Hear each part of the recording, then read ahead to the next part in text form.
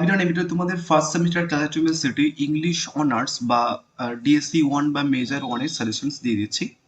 And প্রথমে একটা কথা বলে দিই, যে কোশ্চেন্সগুলো পার্টিকুলারলি আমি দেব, আশা করছি বা বলতেও পারি, লিখে দিতে পারো যে যে কোশ্চেন্সগুলো দিচ্ছি এর কোশ্চেন্সগুলোর বাইরে আর কোনো কোশ্চেন্স পড়বে না। এর আগে আমি একটা ভিডিও পোস্ট করেছিলাম, তারা অনেকে দেখেছিলে। অ্যান্ড অনেকে হয়তো চেনো আমাকে, তাও তোমাদের একটুখানি বলে দিচ্ছি ব্যাপারগুলো। তোমরা আমার কাছে ইংলিশ অনার্স বাদে বাদবাকি পেপারের সমস্ত নোটস পেয়ে যাবে। তোমাদের মাইনর পেপারের বা আইডিসি পেপারের বা যে সমস্ত ইএনভিএস বা এইচসি পেপারের নোটস আছে, সেই সমস্ত নোটসগুলো কিন্তু পেয়ে যাবে অত্যন্ত কম দামে। আই মিন 199 প্রাইসে পেয়ে যাবে। শুধু ইংলিশ অনার্স পেপারটার প্রাইস একটুখানি বেশি, বাদবাকি সমস্ত পেপারের নোটস 199 করে। যারা নেবে এই নাম্বারে হোয়াটসঅ্যাপ করতে পারো, ইংলিশ প্লাস বাংলা ভার্সানে।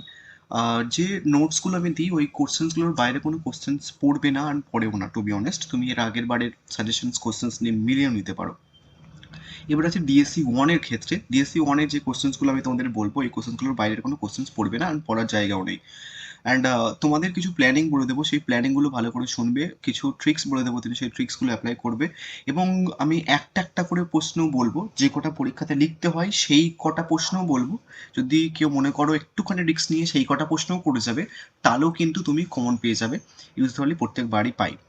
এবং তোমরা আমার কাছে সেকেন্ড সেমিস্টার থেকে পড়তেও পারো। আমি তোমাদের দু একদিনের মধ্যে সেকেন্ড সেমিস্টার শুরু করবো, বা এক সপ্তাহের মধ্যে সেকেন্ড সেমিস্টার শুরু করবো। তার কারণ তোমাদের ডিএসসি ওয়ান বা ফার্স্ট সেমিস্টার অতটা ডিলে করছে। সেকেন্ড সেমিস্টার কিন্তু 2 থেকে 3 মাসের মধ্যে হবে। ওই কারণের জন্য প্রবলেম ফেস করতে হতে পারে। তো তোমরা মোটামুটি হচ্ছে কি আমার কাছে পড়তে পারো, এই নাম্বারে হোয়াটসঅ্যাপ করতে পারো। 450 মান্থলি ফিস নেওয়া হয় ইংলিশ অনার্সের সাথে। বাদ বাকি সমস্ত পেপার, যে কটা তোমাদের পেপার রয়েছে, সমস্ত পেপার কিন্তু পড়িয়ে এবং নোটস দিয়ে দিয়ে প্রজেক্ট করে কিন্তু দিয়ে দেওয়া হয়। তো যারা পড়বে এই নাম্বারে হোয়াটসঅ্যাপ করতে পারো। সপ্তাহে 2 দিন করে পড়ানো হয়। এবং আর একটা জিনিস বলে দিই, ইংলিশ অনার্সে সেমিস্টার ওয়ানের বা সেমিস্টার টু বা সেমিস্টার থ্রি যতগুলো সেমিস্টার ইংলিশ অনার্সের পেপার আছে, অনলাইন সেগমেন্টে আমার কাছে প্রত্যেকবারই হাইয়েস্ট মার্কস পাই ইংলিশ অনার্সে। তুমি কমিউনিটি পোস্ট দেখে নিতে পারো। ইভেন দো যে তোমাদের সেক পেপার রয়েছে, সেই সেক পেপারেও বলতে গেলে হচ্ছে কি হাইয়েস্ট মার্কস প্রত্যেকবারই পায়। এবং আমাদের যে সেকেন্ড হাইয়েস্ট মার্কস ওঠে আমাদের অনলাইন ব্যাচে, সেই সেকেন্ড হাইয়েস্ট মার্কসও ইউটিউবের কেউ নর্মালি হচ্ছে কিছু পায় না, বা ইউটিউবে যারা পড়ায় তাদের ব্যাচ থেকেও পায় না। যারা পড়বে এটা আমার হোয়াটসঅ্যাপ করতে পারো। সমস্ত পেপার কিন্তু পড়ে দেওয়া হয় 450-তে মান্থলি। এবার চলো এখানটায় আসি। এখানে তোমাদের হচ্ছে কি একটুখানি সিলেবাসটা বলে দিই। এটা তোমাদের সেকশন ওয়ানের সিলেবাস। অ্যান্ড এই সেকশন ওয়ানের সিলেবাস থেকে তোমাদের 3টে 15 মার্কসের প্রশ্ন আসবে। 15 মার্কসের প্রশ্ন আসবে কটা? 3টে 15 মার্কসের প্রশ্ন আসবে। এবং হচ্ছে কিছু 5 মার্কসের প্রশ্ন আসবে কটা? 3টে। তো 3টে 15 মার্কসের প্রশ্ন থেকে তোমাদের লিখতে হবে হচ্ছে কিছু একটা, এবং 5 মার্কসের 3টে প্রশ্ন থেকে লিখতে হবে হচ্ছে একটা। এটা হচ্ছে কি সেকশন ওয়ান। এবং সেকশন টুতে তোমাদের রয়েছে হচ্ছে কি যে টোটাল 5টা কবিতা। এই 5টা কবিতা থেকে তোমাদের প্রত্যেক কটা কবিতা থেকে 15 মার্কসের 5টা প্রশ্ন দেবে। এবং 5 মার্কসের হচ্ছে কিছু 5টা প্রশ্ন দেবে। প্রত্যেক কটা কবিতা থেকে একটা করে 15 মার্কসের প্রশ্ন থাকবে। এবং এই 5টা প্রশ্ন থেকে তোমাদের যে কোনো 3টে কবিতা থেকে 3টে প্রশ্ন অ্যান্সার করতে হবে, দেবে কিন্তু সবকটা পোয়েট্রি থেকে। এবং তোমাদের এই 5 মার্কসের প্রশ্নগুলো থেকে তোমাদের হচ্ছে কি যে কোনো 5টা পোয়েট্রি থেকে 5টা 5 মার্কসের দেবে, যে কোনো 2টো 5 মার্কসের প্রশ্ন অ্যান্সার কিন্তু কিন্তু করতে হবে। এবং তোমাদের একটুখানি কোশ্চেন্সও দেখিয়ে দিই, তোমাদের একটা সুবিধা হবে। এটা হচ্ছে কি 2024-এর প্রশ্ন। এটা হচ্ছে কি সেকশন ওয়ান। এই এরকমভাবে একটা প্রশ্ন দেবে তোমাদের। সেকশন ওয়ানের এই 3টে ABC করে প্রশ্ন দেবে। দেখো ABC করে, এবার এনি ওয়ান লেখা রয়েছে, মানে যে কোনো একটা প্রশ্ন অ্যান্সার করতে হবে। নেক্সট 2 দাগে হচ্ছে কি তোমাদের 5 মার্কস থাকবে সেকশন ওয়ান থেকে। 3টে প্রশ্ন দেবে, যে কোনো একটা 5 মার্ক, এই 5 মার্কসের প্রশ্ন কিন্তু করতে হবে তোমাদের। এখান থেকে একটা, এখান থেকে একটা। দেন সেকশন টু ঠিক এইভাবেই প্রশ্ন দেবে তোমাদের। এমন একটা প্রশ্ন, দেখো ABCDE এরকমভাবে 5টা করে থেকে 5টা 15 মার্কসের প্রশ্ন দেবে, যে কোনো 3টে করতে হবে। দেখো NH3 লেখা রয়েছে। দেন তারপর হচ্ছে কি যে 4 দাগে তোমাদের 5 মার্কসের প্রশ্ন দেবে, সবকটা পোয়েম থেকে একটা একটা করে, যে কোনো 2টো করতে হবে, লেখা রয়েছে।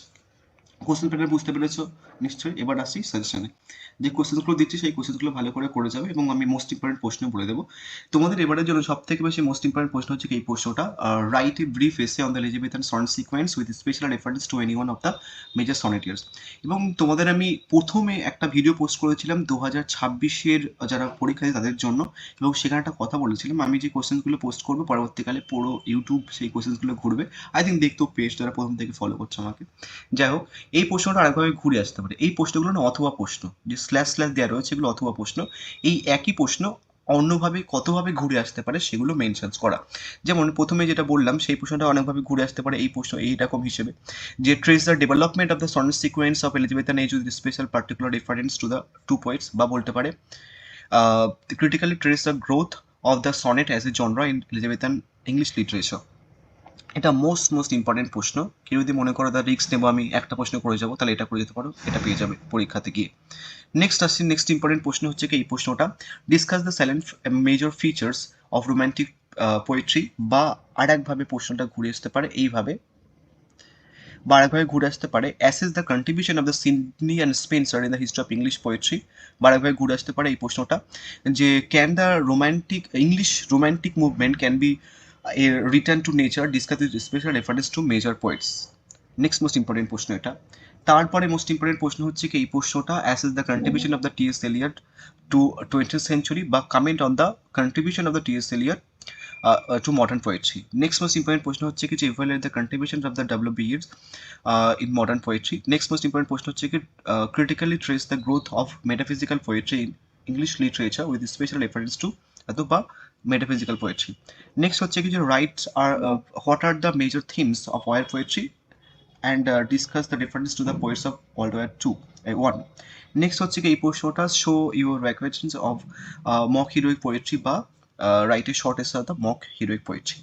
এবং আমি তোমাদের না এই 5 মার্কসের সেকশনটা পরে পোস্ট করে দেবো, মানে এই সেকশন 1-এর এই 5 মার্কসের প্রশ্নগুলো এবং সেকশন 2-এর এই 5 মার্কসের প্রশ্নগুলো আমি পরে তোমাদের একটা সাজেশন ভিডিও পোস্ট করে দেবো। এই ভিডিওতে খালি আমি 15 মার্কসের প্রশ্নগুলো দিয়ে দিচ্ছি। 5 মার্কসের প্রশ্ন আমি যে কটা দেবো সেই বাইরের কোনো প্রশ্ন পড়বে না।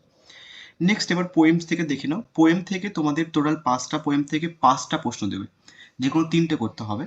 আর আমি একটা একটা করে রেখেছি, এই একটা একটা করে করে গেলেও হয়ে যাবে। তোমার ইচ্ছা মতো যে কোনো 3টে পোয়েম থেকে যে কোনো 3টে পোয়েম কোশ্চেন্স করে যাও, তুমি কিন্তু ডিরেক্টলি কমন পেয়ে যাবে। প্রথমে আসি সনেট 73 থেকে কি প্রশ্ন রেখেছে। প্রথমে যে ইম্পর্টেন্ট প্রশ্নটা এবং প্রথমে যে প্রশ্নটা রয়েছে এবং বাদবাকি এই যে স্ল্যাশগুলো, এগুলো না অথবা প্রশ্ন বা অর প্রশ্ন যাই বলো না কেন, ঠিক আছে।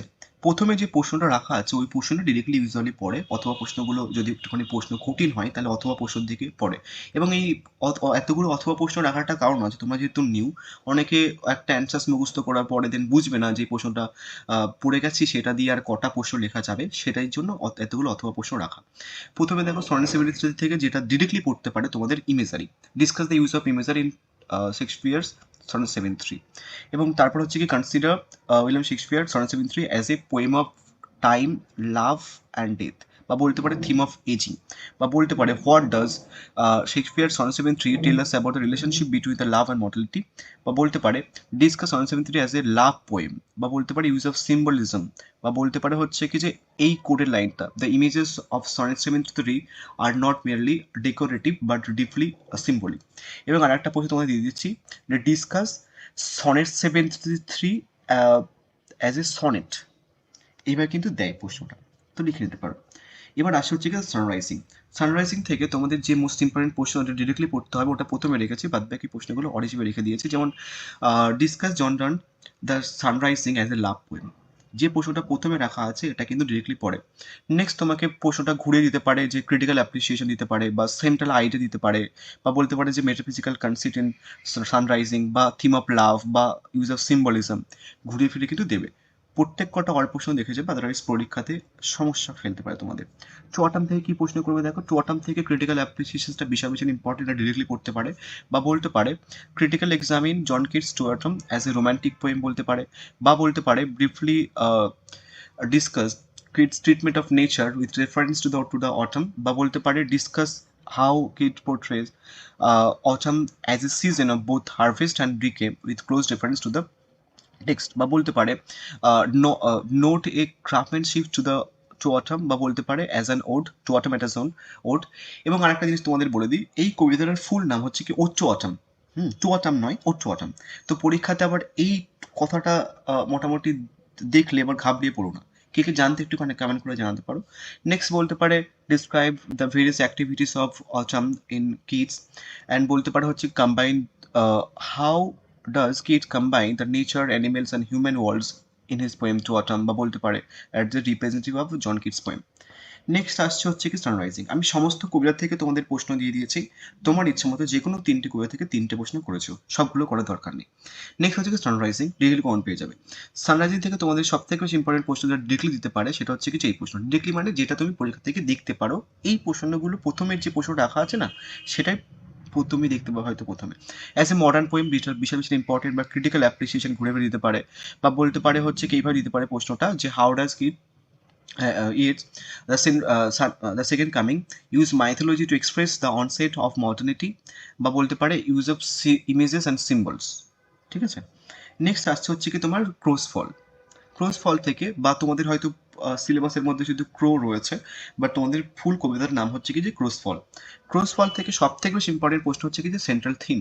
এটাই হয়তো তুমি পরীক্ষাতে গিয়ে দেখলে দেখতে পারবে, বা ক্রিটিক্যাল অ্যাপ্রিসিয়েশনও এখান থেকে ইম্পর্টেন্ট।